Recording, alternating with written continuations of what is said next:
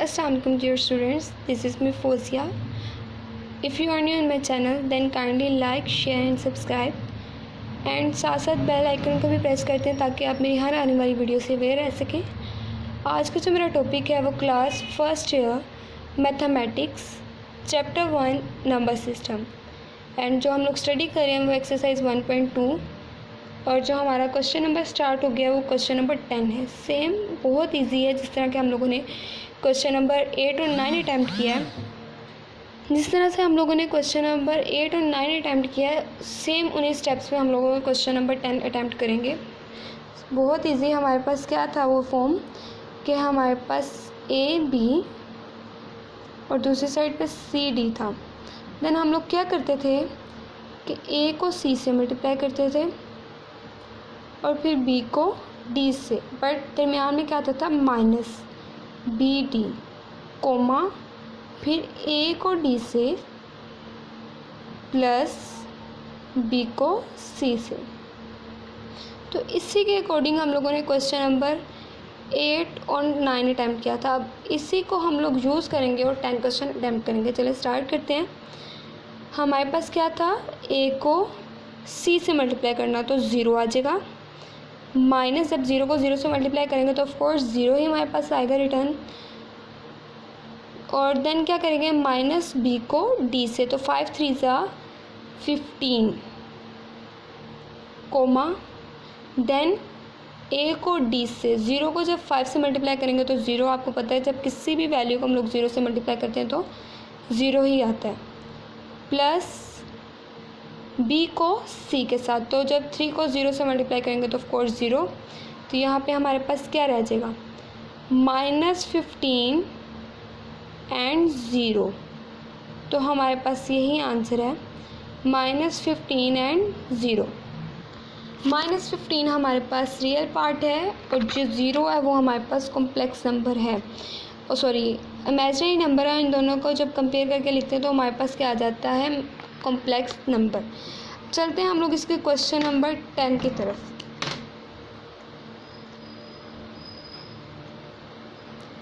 Question number 10 से 11 की तरफ आते हैं।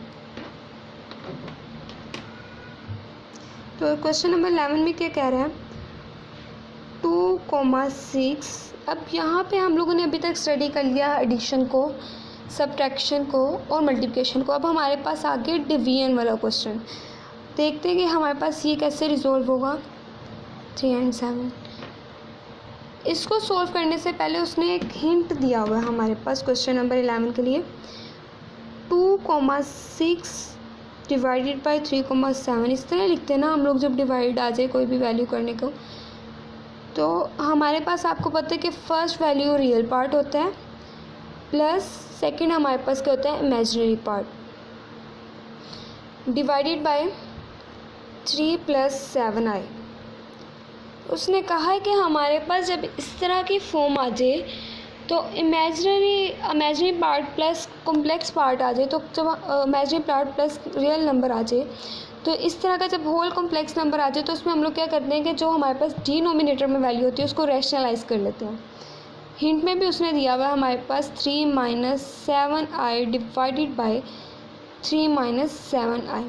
जब हम लोग इसको करेंगे तो हमारे पास क्या आ जाएगा कि नीचे वाली वैल्यू सेम है और आप लोगों को फॉर्मूला पता होगा, a² - b² किसके इक्वल होता है, a + b × a - b। तो ये सेम यही चीज़ मौजूद है, a + b × a - b। तो ये चीज़ हमारे पास क्या आ जाएगी, a² - b² के अकॉर्डिंग क्या आ जाएगा, 3 का स्क्वायर -7 अयोटा का स्क्वायर, क्योंकि हमारे पास ये पूरी वैल्यू आती है। तो ये हमारे पास पूरी वैल्यू क्या है, 7 अयोटा। और ऊपर हमारे पास क्या आ जाएगा, 2 + 6i × 3 - 7i। तो सेम ये वही चीज़ आ गई है जो हमारे पास ऊपर मौजूद थी। तो हम लोग क्या करेंगे, अगर अयोटा को निगलेक्ट कर दें, या आप लोग चले साथ साथ हम लोग अयोटा को लेकर चलते हैं क्योंकि अब हमारे पास अयोटा गिवन है। तो हम लोग क्या करेंगे, 2 को 3 से मल्टीप्लाई करेंगे तो क्या आ जाएगा 6।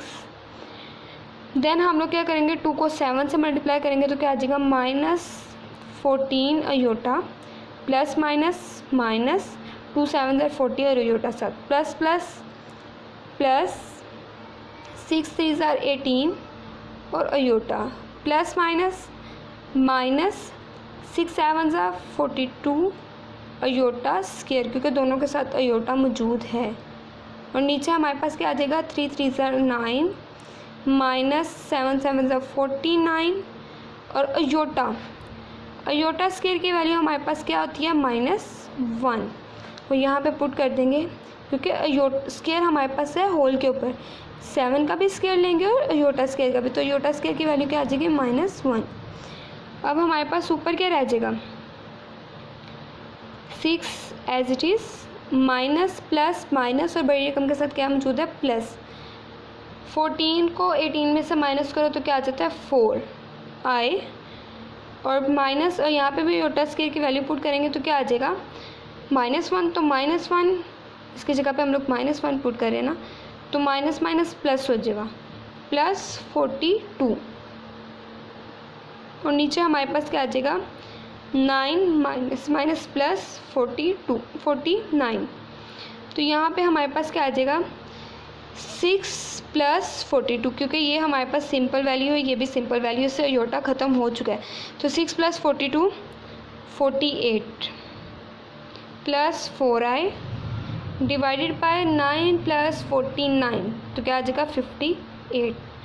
इनको सेपरेट कर लेंगे, रियल नंबर को सेपरेट और कॉम्प्लेक्स इमेजिनरी पार्ट को separate. 48 divided by 58 plus 4 divided by 58 iota. ये देखिए, ये हमारे पास डिवाइड भी तो हो रहे हैं ना 2 पे, 2 2 ज़ार 4 और 4 2 4 ज़ार 8, 2 2 ज़ार 4, 1 कैरी, 2 9 ज़ार 18। तो ये क्या आ जाएगा 2 2 ज़ार 4 और नीचे सेम वही 29। तो इसको हम लोग किस फॉर्म में लिख सकते हैं 24 डिवाइडेड बाय 29 कोमा, बिकॉज हमारे पास ये इस तरह ही फॉर्म में आती है ना, इसमें सिंपल में आंसर आता है, इमेजिनरी पार्ट लिखा हुआ नहीं आता, बट हम लोग को पता होता है कि इमेजिनरी पार्ट है। तो ये हमारे पास क्या आता है रियल नंबर, रियल पार्ट, और यहाँ पे इमेजिनरी पार्ट में क्या आ जाएगा 2 डिवाइडेड बाई 29। तो ये हमारे पास क्या आ गया इसका आंसर। यहाँ पे आपको अयोटा लिखने की ज़रूरत नहीं होती, इसको हम लोग सिंपली लिख देते हैं। तो हम लोग ये बता देते हैं कि जो हमारे पास रियल पार्ट है ये हमारे पास इमेजिनरी पार्ट है। अब चलते हैं इसके क्वेश्चन नंबर 12 की तरफ। चलें, क्वेश्चन नंबर 12 भी हमारे पास क्वेश्चन नंबर 11 की तरह है। जिस तरह के हम लोगों ने प्रोसीजर क्वेश्चन नंबर 11 के ऊपर अप्लाई किया, सेम प्रोसीजर हम लोग 12 क्वेश्चन में भी अप्लाई करेंगे, क्योंकि यहाँ पे आप लोग देखो डिवीजन का सिंबल है। तो हम लोग इसको किस तरह से लिख सकते हैं 5 -4 डिवाइडेड बाय -3 -8। जब हम इसको इमेजिनरी पार्ट के साथ अयोटा के साथ लिखेंगे तो ये हमारे पास किस में कन्वर्ट हो जाएगा 5। यहाँ पे प्लस हम लोगों ने तब डाला था जब इसके साथ कोई साइन नहीं था। अब यहाँ पे हमारे पास साइन मौजूद है, तो यहाँ पे हमारे पास क्या आ जाएगा -4 अयोटा डिवाइडेड बाय -3 -8 अयोटा। तो मैंने आप लोग को एक बात बताई थी कि जब हमारे पास ये इस तरह की कोई आ जाती है फॉर्म, तो हमारे पास क्या होता है कि जो नीचे डिनोमिनेटर में वैल्यू होती है उससे हम लोग रैशनलाइज करते हैं। जब रैशनलाइज करेंगे तो हमारे पास क्या आ जाएगा 5 -4 अयोटा डिवाइडेड बाय -3 -8 अयोटा। तो इनको जब रैशनलाइज करेंगे बाय रैशनलाइजेशन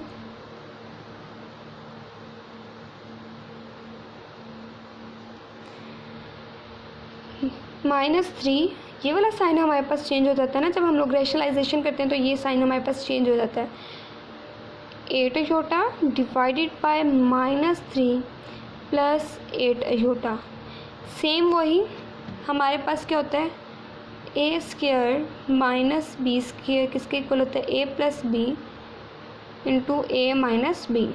तो यहाँ पे आप लोग देखो, ये ज़रूरी नहीं कि इसके साथ माइनस है, ये भी तो हो सकता है कि हमारे पास जो a की वैल्यू वो नेगेटिव हो और b की वैल्यू हमारे पास पॉजिटिव हो। तो हमारे पास ये चीज़ क्या आ जाएगी a square minus B square 8 iota square whole, और ऊपर हमारे पास क्या आ जाएगा 5 -4i इंटू -3 + 8i। इनको भी हम लोग इस तरह ही सॉल्व करेंगे, AC - BD। देन हम लोग उसको सिंपल अयोटा में तो अयोटा की फॉर्म में सिंप्लीफाई करेंगे। क्या आ जाएगा, 5 3 = 15 माइनस के साथ plus plus plus 5 8 = 40 iota minus minus plus 5 3 = 12 iota, क्योंकि अयोटा मौजूद है हमारे पास। फिर माइनस प्लस माइनस 4 8 = 32 और अयोटा को अयोटा से मल्टीप्लाई करेंगे तो अयोटा स्क्वायर। नीचे हमारे पास क्या आ जाएगा, 3 3 = 9 और माइनस माइनस प्लस -8 8 = 64 और अयोटा स्क्वायर की आप लोग को वैल्यू याद होगी, हमारे पास क्या था, -1। इसी जगह पे पुट कर देंगे, क्योंकि स्क्वायर का मतलब क्या है कि दोनों वैल्यूज़ के ऊपर मौजूद है, 8 के ऊपर भी और अयोटा के ऊपर भी। 8 का ओपन किया तो 64 आ गया, अयोटा स्क्वायर ओपन किया तो उसकी वैल्यू आ गई -1। अब नेक्स्ट हमारे पास क्या आएगा, -15 प्लस करेंगे तो क्या आ जाएगा, 52 आए, और इसकी जगह पे जब हम लोग माइनस पुट कर देंगे -1 अयोटा स्क्वायर की जगह पे, तो यहाँ पे क्या आ जाएगा, minus minus plus 32 divided by 9 + 64। तो ये चीज़ हमारे पास किस में कन्वर्ट हो जाएगी, क्योंकि ये देखिए ये भी सिंपल वैल्यू है, ये भी सिंपल वैल्यू है। तो यहाँ पे हमारे पास क्या आ जाएगा, -15 + 32। बड़ी वैल्यू के साथ प्लस है तो प्लस का साइन आएगा ऑफ कोर्स, तो प्लस माइनस माइनस हो जाएगा। 32 को जब 15 में से करोगे तो क्या आ जाएगा, 17 और प्लस 52 आए डिवाइडेड बाय, इनको करो ऐड तो हमारे पास क्या आ जाता है, 73। इनको सेपरेट करके लिख देते हैं, 17 / 73 कोमा, सॉरी अभी कोमा नहीं आएगा, प्लस 52 / 73 अयोटा। अब आप लोग देखो, एक 73 एक ऐसा नंबर है जो कि किसी का डिविजिबल नहीं होता और ना ही 17 किसी का डिविजिबल होता है, तो ये हमारे पास सिंपली ऐसे ही आंसर आ जाएगा, 17 / 73 कोमा 52 / 73 ब्रैकेट्स ऑफ, ये हमारे पास रियल पार्ट और ये इमेजिनरी पार्ट, और होल हमारे पास क्या आ जाएगा, कॉम्प्लेक्स नंबर। ये हमारे पास इसका आंसर आ गया। आज का जो मेरा टॉपिक था यहीं तक था। आज हम लोगों ने जो डिस्कस किया वो क्वेश्चन नंबर 10, 11 और 12। क्वेश्चन नंबर जो 10 था वो सेम उन्हीं स्टेप्स के ऊपर था जो कि हम लोगों ने फॉलो किए थे क्वेश्चन नंबर 8 और 9 के ऊपर। होप सो आप लोगों ने मेरी जो प्रीवियस वीडियो देखी होगी तो उसके अंदर आप लोगों को पता चल गया होगा कि हम लोगों ने किस तरह सॉल्व किया था।